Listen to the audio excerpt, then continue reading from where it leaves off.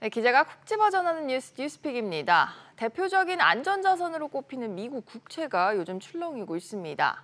세계 시장 금리의 기준이 되는 미 국채 금리의 상승은 한국 시장의 금리 역시도 끌어올릴 수가 있는데요.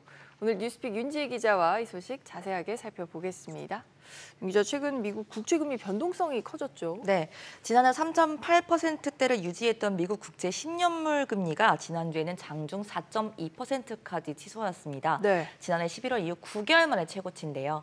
월스트리트저널은 이 미국 국채 금리의 쏠림 현상에 주목했습니다. 당분간 장기 국채 금리 상승이 유지될 것이고 올해 들어 20% 상승세를 이어갔던 주식시장의 매력도가 상대적으로 다소 떨어질 수밖에 없다고 분석했습니다.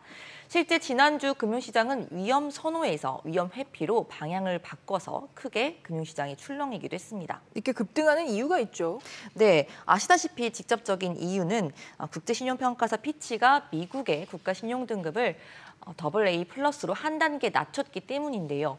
비슷한 시기에 일본은행이 긴축으로 통화정책을 전환할 조짐을 보인 것도 미국 국채에 악영향을 끼쳤습니다.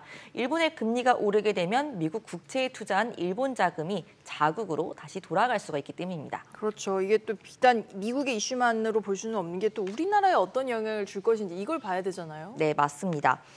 세계 시장 금리의 기준이 되는 미국 국채 시장, 미국 국채 금리 상승이 아무래도 한국 시장 금리도 같이 끌어올리게 되는 측면이 많습니다. 네. 기업의 자금 조달 비용이 높아지고 은행의 대출 금리가 연쇄적으로 상승을 하게 되는데요.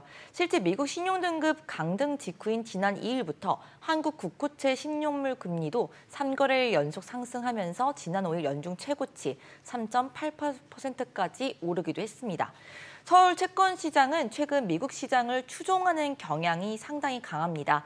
때문에 미국 국채 금리가 상승 압박을 받는다면 우리나라 시장도 보수적으로 운용을 할 수밖에 없고 장기적으로 또 한국의 시장 금리를 상승시키는 여러 가지 요인이 될 수 있습니다. 그렇군요. 이 채권뿐만 아니라 증시 변동성이 커질 수 있으니까 특히 이제 서학개미분들 주의를 하셔야겠죠? 네, 맞습니다. 10년물 금리가 오르게 되면 미 가계와 기업의 차입 부담이 커지게 되는데요. 여기에 또 글로벌 자산 시장에 결국 영향을 미치게 됩니다. 특히 차입 비용 상승은 인공지능 AI 열풍 등에 힘입어서 올해 주가가 가파르게 올랐던 성장주들, 기술주들의 제동이 걸릴 수가 있는데요. 이번 주 미국의 주요 경제 지표가 예정돼 있습니다. 때문에 주시를 하고 있는 상황인데 여기에 또 국채금리 변동성까지 커지면서 미국 증시의 조정이 본격적인 시작이 될지 아니면 다시 랠리로 돌아설지 기로에 서 있는 주간이 될 것 같습니다. 우리나라의 경우 환율 흐름도 매우 눈여겨보셔야 할 것 같은데요. 미국 금융시장 불확실성의 원달러 환율은 지난달 말 30일 기준 1,269원이었는데 나흘 동안 40원 가까이 뛰면서 1,310원까지 터치하기도 했습니다. 당장 이번 주에 6월 미국의 무역 수지, 7월 소비자 물가 지수, 생산자 물가 지수까지 연달아 발표가 앞두고 있습니다. 일정 체크하고 주목해 보시죠. 네, 잘 들었습니다.